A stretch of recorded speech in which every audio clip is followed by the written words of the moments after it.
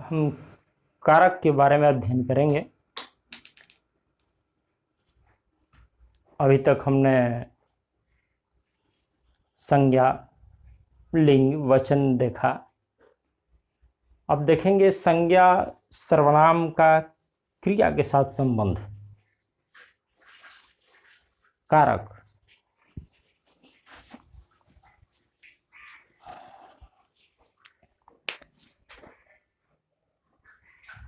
जब वाक्य लिखते हैं हम, जैसे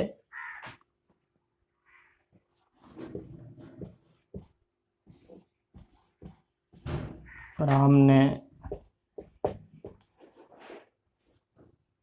गेंद खेला,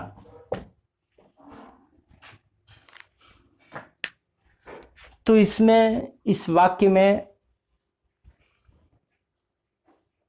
खेला क्रिया है और इसको करने वाला, खेलने वाला राम है।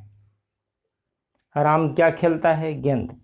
ये दो तीन तरह के शब्द हैं जिनको समझने के लिए, जानने के लिए इस प्रकरण का अध्ययन हम करते हैं। खेलने का काम कौन कर रहा है? राम। तो राम करता है। राम क्या खेल रहा है? गेंद।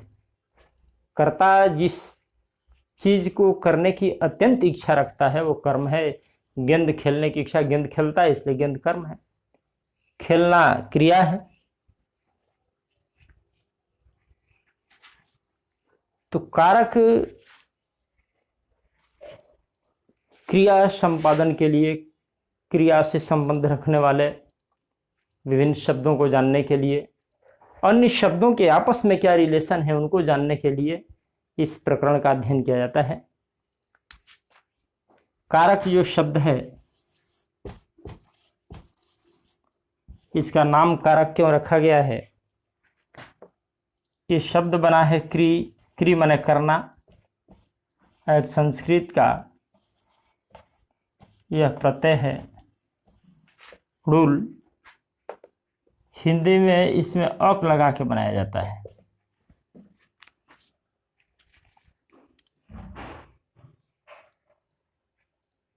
क्रीडुल, क्री माने करना, धातु है।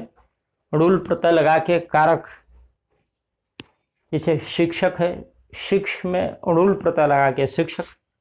हिंदी में शिक्ष में अक लगा के शिक्षक। उसी तरह से अक लगाकर कारक, अक। क्री माने करना। निश्चित रूप से शब्द बता रहा है कि क्रिया से विशेष संबंध है। क्रिया संपादन से ही मतलब है। जो क्रिया का संपादन करता है वो करने वाला है, कारक है। कारक माने करने वाला, डूइंग। कारक का अर्थ ही एक करने वाला। तो एक करने वाला और जो करता है क्रिया, ये दो अत्यंत महत्वपूर्ण शब्द हैं जिनसे एक हम वाक्य की रचना करते हैं। एक करने वाला हो और जो काम कर रहा हो वो क्रिया हो। तो कर्ता और क्रिया मिनिमम रिक्वायरमेंट है एक सेंटेंस की। उसमें कोई करने वाला हो और कोई एक क्रिया हो।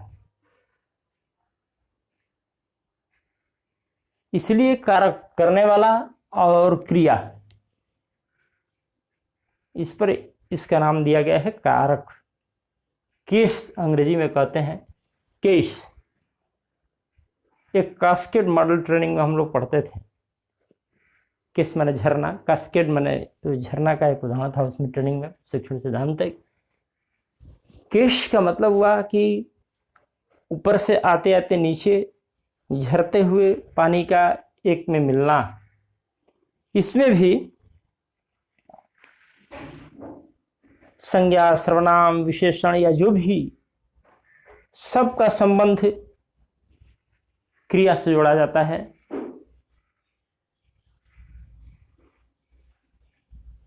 तो केस इसका नाम दिया गया, केस कारक।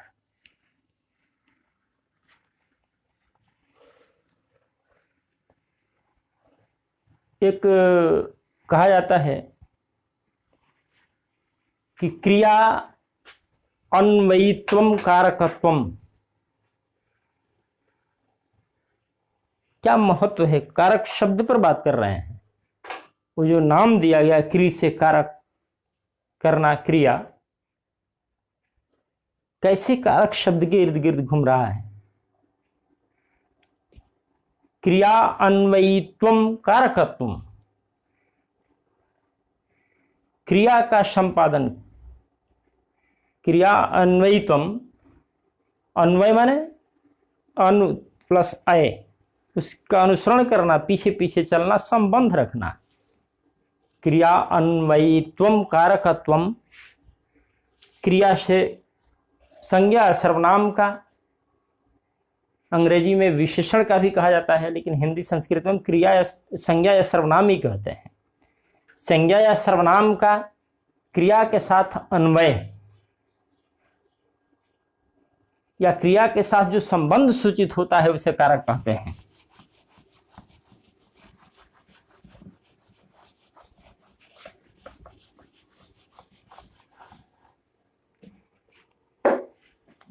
क्रिया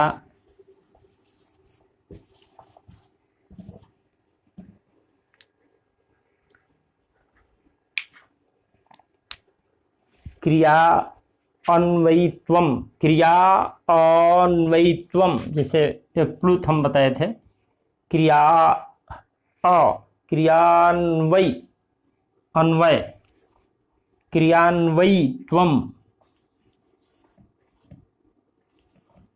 क्रियान्वयित्वम कारकत्वम, कारकम, कारकम, क्रियान्वयित्वम कारकम, बस कारकत्वम छोड़ दीजिए। क्रियान्वयित्वम कारक, क्रिया के साथ, संज्ञा सर्वनाम का क्रिया के साथ जो अन्वय है या संज्ञा सर्वनाम का क्रिया के साथ जो संबंध सूचित होता है उसे कारक कहते हैं। इसका आशय यह है कि वाक्य में जो संज्ञा सर्वनाम विशेषण, क्रिया विशेषण जो शब्द भेद हैं, तो संज्ञा सर्वनाम का ही, संज्ञा या सर्वनाम का क्रिया के साथ जो संबंध सूचित होता है, जो अन्वय है, वो कारक कहलाता है।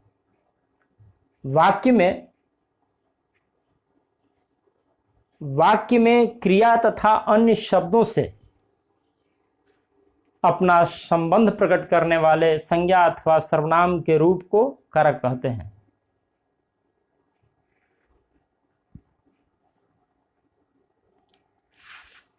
संस्कृत में जो ये लिखा है मैंने, यह बता रहा है कि क्रिया के साथ जिसका सीधा अन्वय हो, क्रिया के साथ जिसका सीधा संबंध हो, वही कारक है।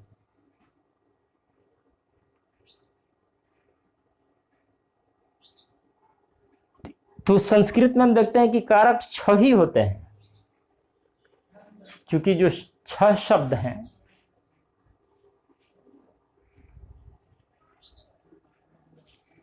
उनका क्रिया के साथ सीधा संबंध होता है। कारक के जो 8 वेद हिंदी में हम लोग पढ़ते हैं,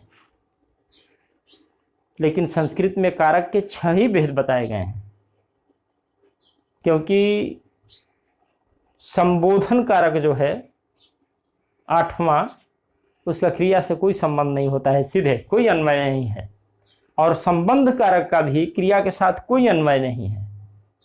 इसलिए दोनों को छोड़ के और 6 ही कारक बताए जाते हैं संस्कृत में। लेकिन अनुवाद के लिए, विभक्ति के लिए 8 कारक को हम प्रयुक्त करते हैं। शब्द का रूप भी देखते हैं तो 8 विभक्तियां हैं, प्रथमा, द्वितीया, तृतीया, इसलिए 8 की चर्चा हम करते हैं। हिंदी में तो 8 भेद होते ही हैं कारक के। संस्कृत में कहा गया है कि हे मित्र, राम का भाई लक्ष्मण भी बन गया। अब हे मित्र जो संबोधन है उसका गया से कोई संबंध नहीं है सीधे, इसलिए संस्कृत में कहा जाता है कि संबोधन कोई कारक नहीं है।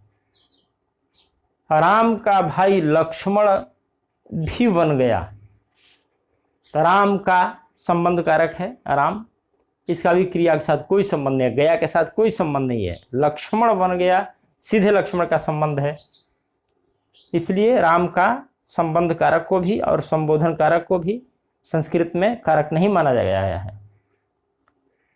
लेकिन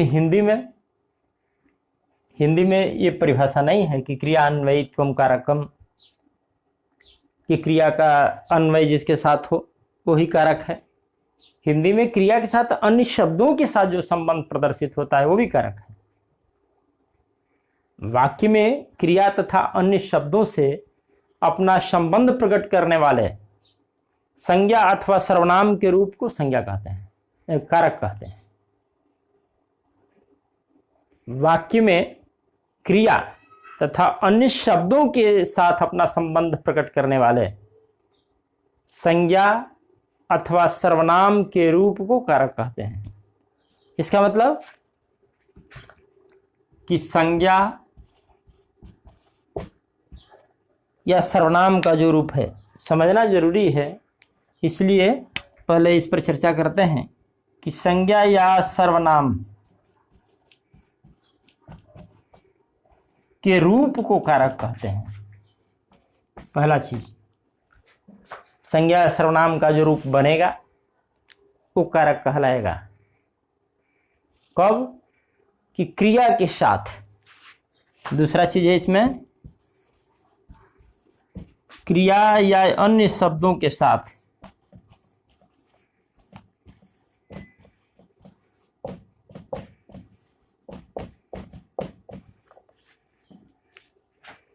वाक्य में क्रिया या अन्य शब्दों के साथ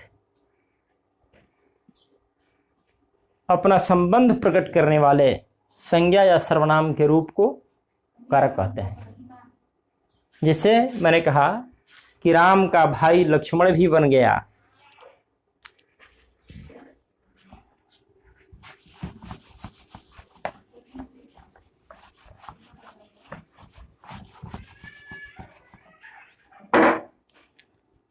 राम का भाई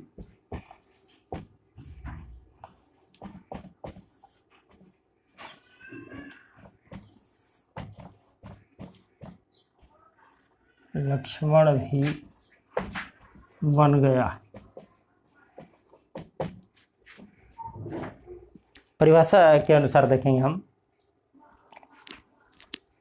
कि वाक्य में एक वाक्य है, क्रिया तथा अन्य शब्दों के साथ, क्रिया है गया,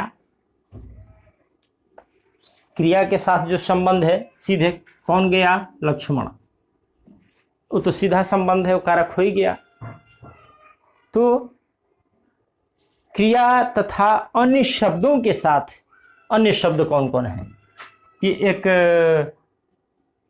राम का भाई, अब भाई के साथ संबंध है राम का, क्रिया के साथ सीधे संबंध नहीं है। जो परिभाषा में बता रहे हैं हम कि क्रिया तथा अन्य शब्दों के साथ संबंध सूचित करने वाले, तो अन्य शब्द के साथ भी संबंध सूचित हो रहा है राम का।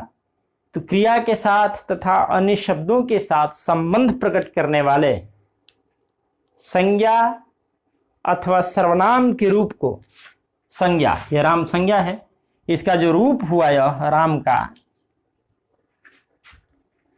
या लक्ष्मण, ये जो संज्ञा का जो रूप है वो कारक है। क्रिया के साथ संबंध लक्ष्मण का कर्ता कारक है, इसका यहाँ कोई चिन्ह, कर्ता का चिन्ह नहीं रहता भी है, नहीं भी रहता है। यहाँ राम का ये जो का संबंध बता रहा है अन्य शब्द के साथ, ये भी कारक है। तो इसमें दो ही कारक हुए, एक तो लक्ष्मण है और एक राम।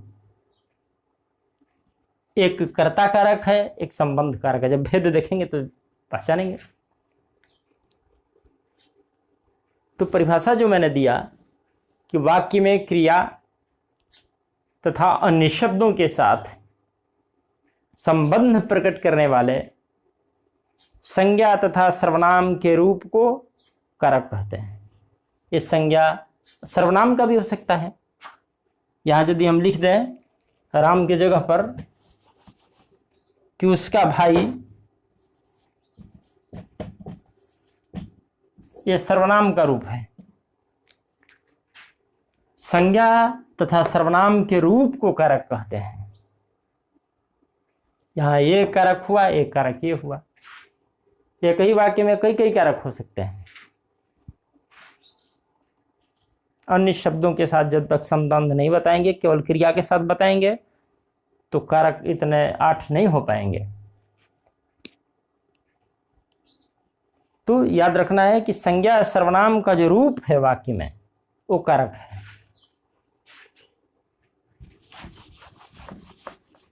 केस जो है अंग्रेजी में इसको कहा जाता है कि फॉर्म ऑफ नाउन, एडजेक्टिव और प्रोनाउन।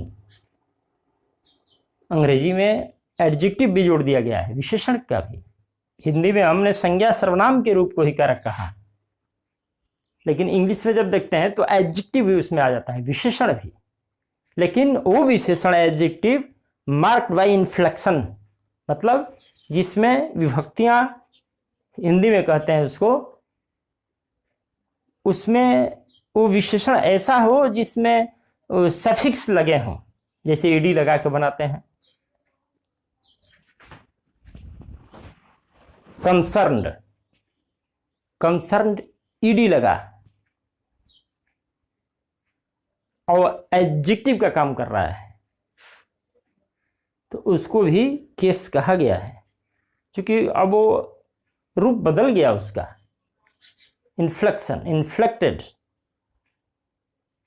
तो a form of noun, adjective और प्रोनाउन एक्सप्रेसिंग द रिलेशनशिप, संबंध प्रकट करने वाले, of the word to others in the sentence. ये जो हिंदी में परिभाषा है उसकी अंग्रेजी एक केवल एडजेक्टिव एक बदल रहा है।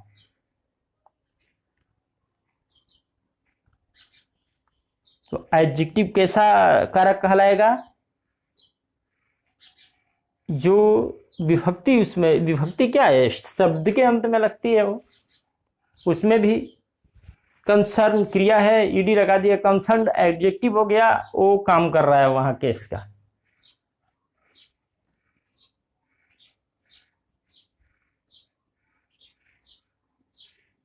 इफ यू आर कंसर्न्ड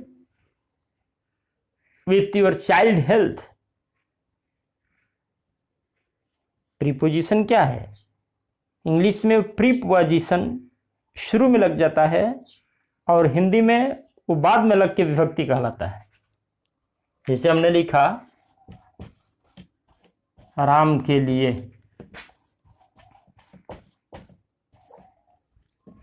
एक के लिए जो विभक्ति है वो जब इंग्लिश करेंगे इसका अर्थ ही हो जाएगा फॉर राम।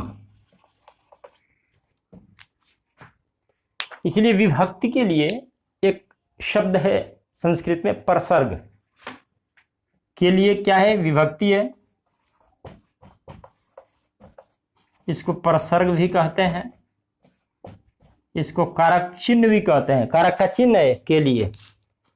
परसर्ग का अर्थ होता है, परसर्ग क्यों कहते हैं विभक्ति को? परसर्ग, पर्ग माने बाद,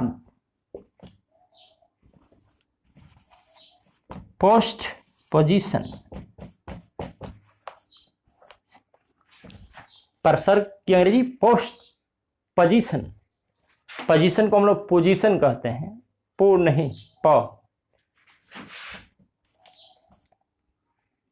जीसन, जीसन में भी यह नुक्ता आए तालव्य स पोजीशन, जेड जैसा उच्चारण होगा ऐसा ही का पोजीशन। पोस्ट पोजीशन परसर्ग है। पोस्ट पोजीशन परसर्ग क्यों कहते हैं इसको? परसर्ग चूंकि पोस्ट पोजीशन लिए हुए है, राम के बाद इसका प्रयोग हो रहा है के लिए का, इसलिए परसर्ग है वो। और इसी को अंग्रेजी में प्रीपोजिशन कहते हैं। यहां लिखा मैंने पोस्ट पोजीशन, लेकिन अंग्रेजी जब इसकी करेंगे तो यही प्री पोजीशन ले लेगा। ये जो के लिए पोस्ट पोजीशन में है हिंदी में, वो अंग्रेजी में प्री पोजीशन में हो जाएगा, और इसलिए इसको प्री पोजीशन कहते हैं। फॉर प्री पोजीशन है। प्री पोजीशन माने जो संज्ञा या सर्वनाम के पहले आवे, प्री माने पहले।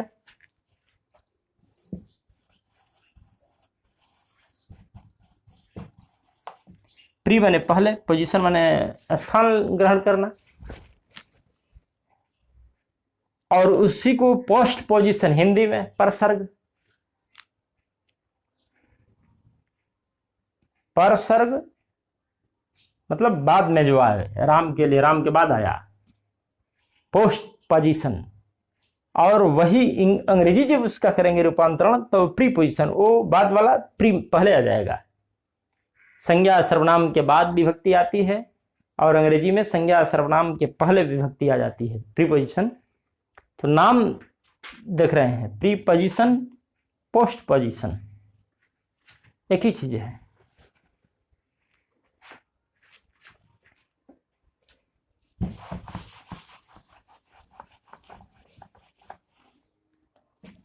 अब सेंटेंस हमने कहा, जिसको हम लोग बोलते हैं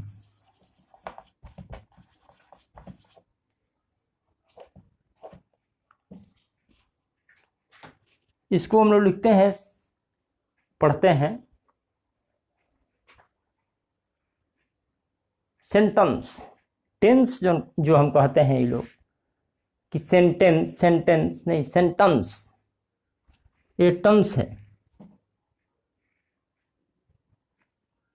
वो जो प्रीपोजिशन बोला जाता है, प्रे है वो। प्रीपोजिशन जो कहे, प्री, ये जैसा लिखा है वैसा ही उच्चारण करिए। Preposition, pre, preposition, preposition, preposition नहीं, प्रे लिखा है, प्रेपोजिशन।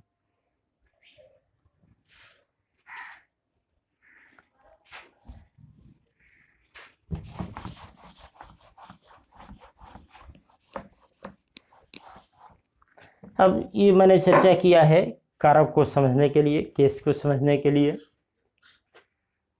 कारक क्या है, अब देखेंगे कि कारक के कितने भेद हैं।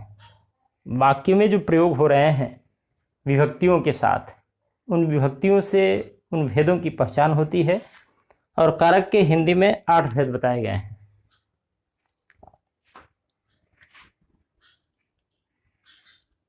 कर्ता,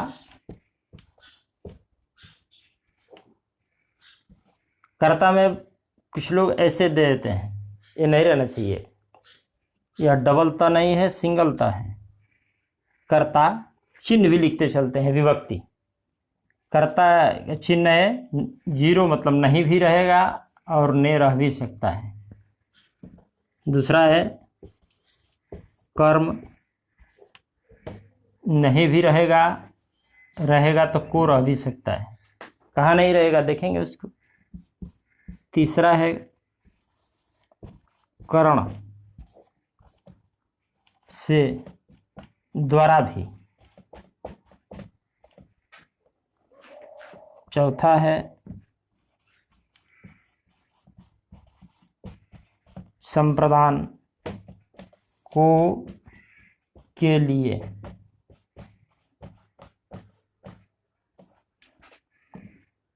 पांचवा है अपादान, से। छठा है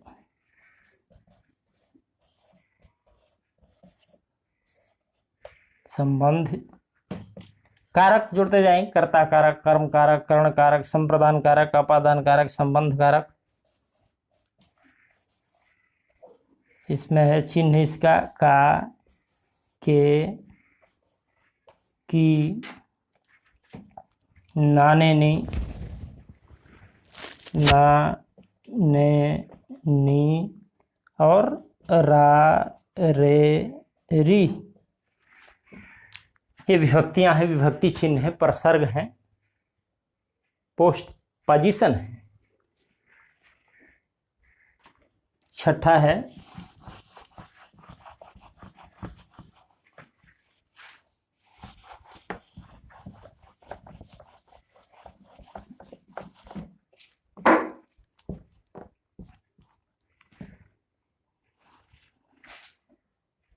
छठा तो ही गया। सातवां है अधिकरण।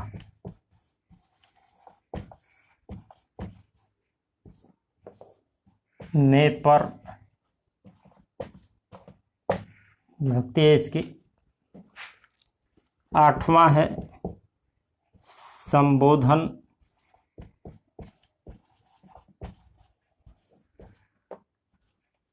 हे, अरे, अहो, ये संबोधन है। ये 8 कारक हैं। 8 के चिन्ह मैंने बताया। तो वाक्य में संज्ञा सर्वनाम जो आते हैं, या अंग्रेजी में जो एडजेक्टिव मैंने कहा, वो भी संज्ञा ही बन जाता है। इसलिए हिंदी में 2 ही शब्द दिए गए। संज्ञा सर्वनाम का जो रूप है वही कारक है। तो अलग अलग चिन्ह है पहचानने का। विभक्ति माने ये कर्ता कारक में विभाजन कर देती है, इसलिए विभक्ति है। संज्ञा सर्वनाम के रूप में चिन्ह लग करके और उसको कर्ता कारक करण संप्रदान अपादान में विभक्त कर देती है, इसलिए विभक्ति है। वो संज्ञा सर्वनाम के बाद आती है, इसलिए प्रसर्ग है।